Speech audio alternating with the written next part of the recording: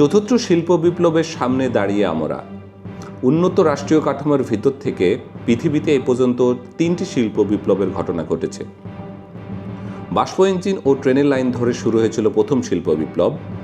বিদ্যুতের কেবল জড়িয়ে আসে দ্বিতীয় শিল্প বিপ্লব।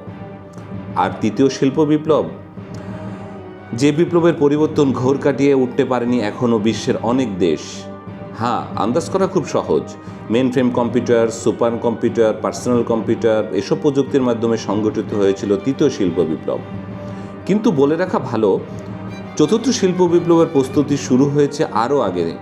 উন্নত বিশ্বের অনেক দেশ অনেক আগে থেকে এই প্রক্রিয়ায় ঢুকে গেছে।